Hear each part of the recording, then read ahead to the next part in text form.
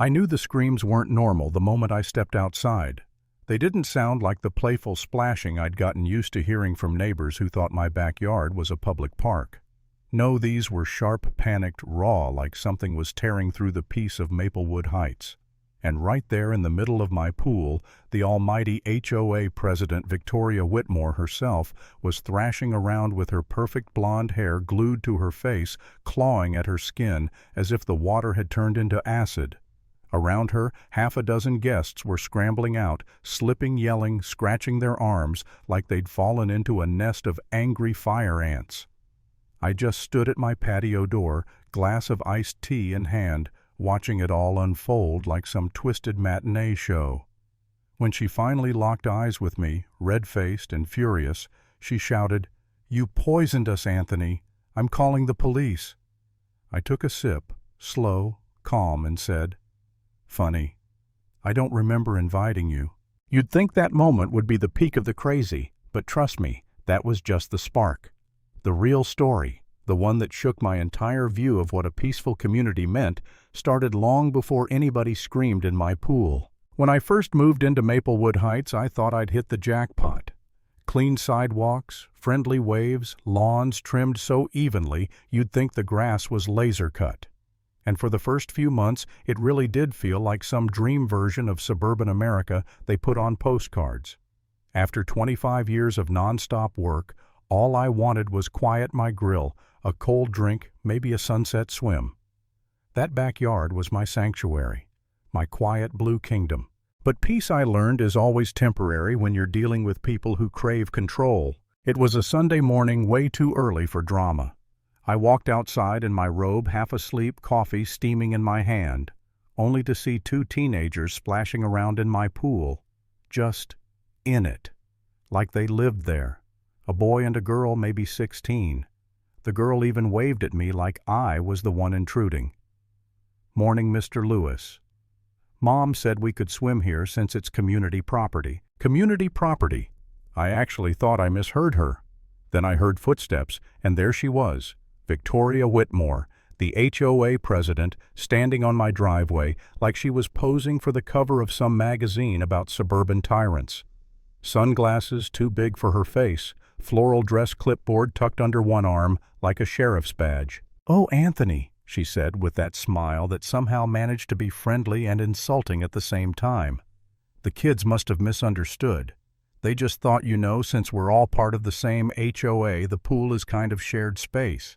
Shared space. My pool. Fenced, locked, attached to my house. I laughed it off. I shouldn't have. Because 2 days later, when I got home from work there, they were again plus friends floating on my inflatable flamingo, drinking sodas from my cooler, acting like they'd paid rent.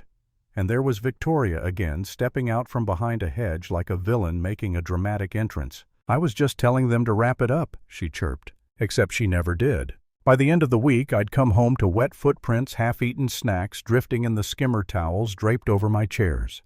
One afternoon, I found her husband Doug, always in a golf shirt, always reeking of cologne, thick enough to choke a horse, just lounging by the pool with a beer. "You've really got a great setup here, neighbor," he said. "HOA should give you a medal." I smiled. "Or maybe they should give you your own pool." He laughed. "I didn't. I tried everything: polite texts, locking the gate, little notes asking them to respect my property.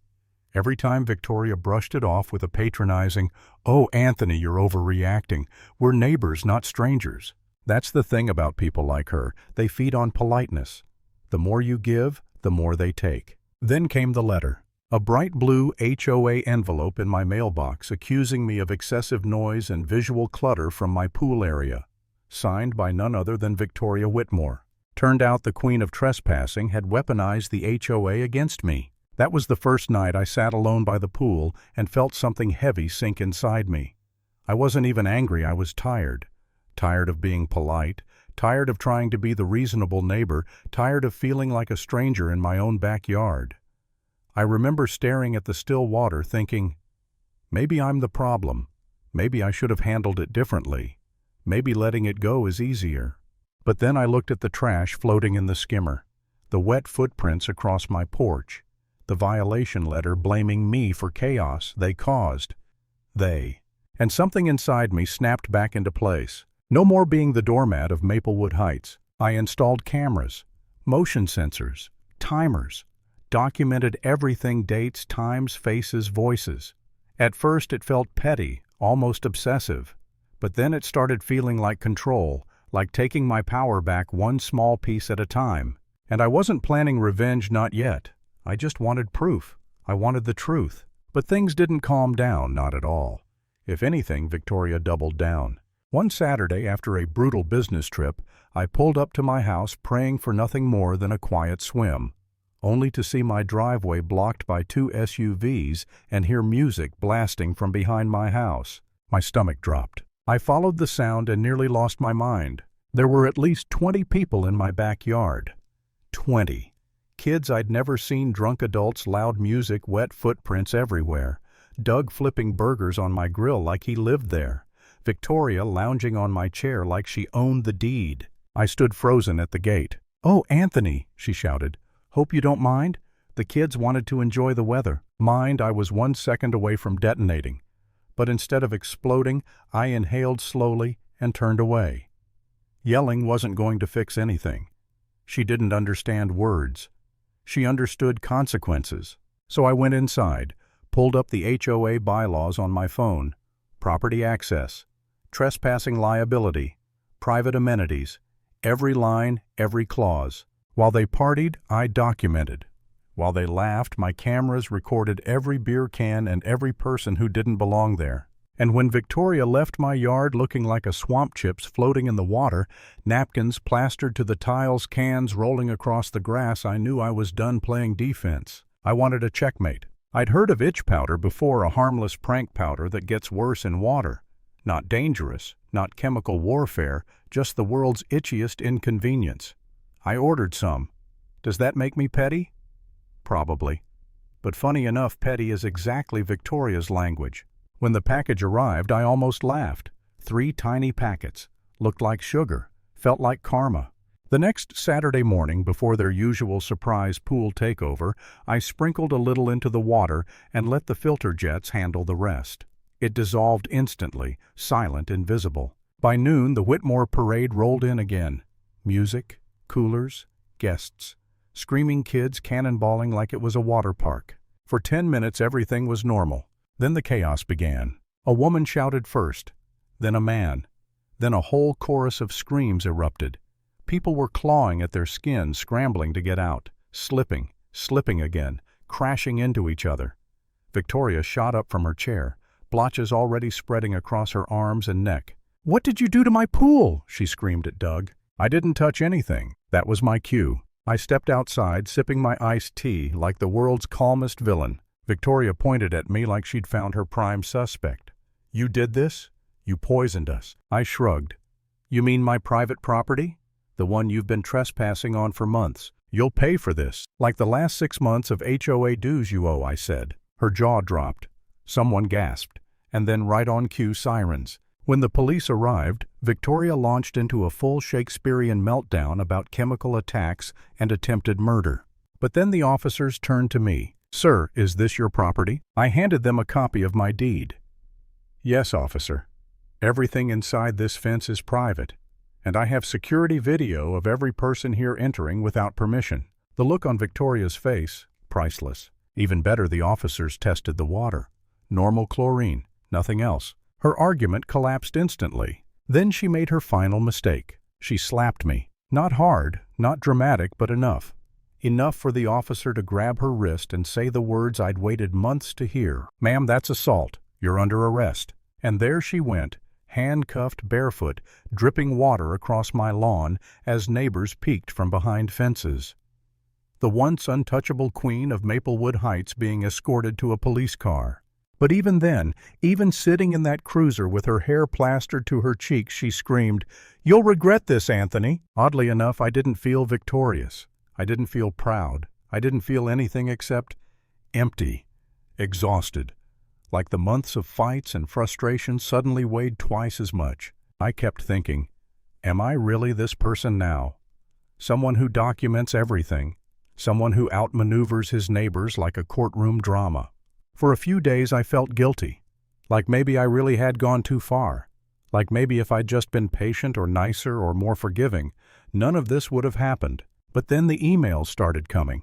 Private messages from neighbors, people I barely talked to. Thank you for standing up to her. She fined me $200 for having a trash can visible for 3 minutes. She threatened to tow my car because it was too beige. She told me my kid's wheelchair ramp wasn't HOA approved. Story after story. People who had been bullied, silenced, embarrassed. And suddenly the guilt was gone, replaced by something calmer, heavier clarity. This wasn't about a pool. It was about boundaries. And Victoria's never existed. Her fall was quick after that. HOA board members held an emergency session. She was voted out unanimously. Then financial investigators got involved. Turned out she'd been pulling thousands from HOA funds for years. Fake landscaping projects, shady community event budgets, personal expenses hidden in spreadsheets. And the craziest twist, 3 weeks later, a county detective knocked on my door with a folder and said, "Congratulations, her house is yours." Apparently, when the bank foreclosed after freezing her accounts, my prior trespassing claim put me on a priority bidder list. No one else matched the bid. The neighborhood tyrant lost her house to the man she tried to ruin. I didn't celebrate. I didn't throw a party. Didn't even smirk. I walked into that empty house one afternoon, quiet, stale, still smelling faintly like her perfume, and stared at the backyard view. From her porch, I could see my pool perfectly framed through the fence line.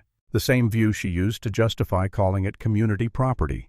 The irony, subtle, quiet, sharp, cut through me. I sat on her back steps watching the sun reflect off my water and realized the story wasn't really about revenge. It was about what happens when someone keeps pushing your boundaries inch by inch until you don't recognize your own home anymore, and how one moment, one decision can pull it all back. Victoria never returned.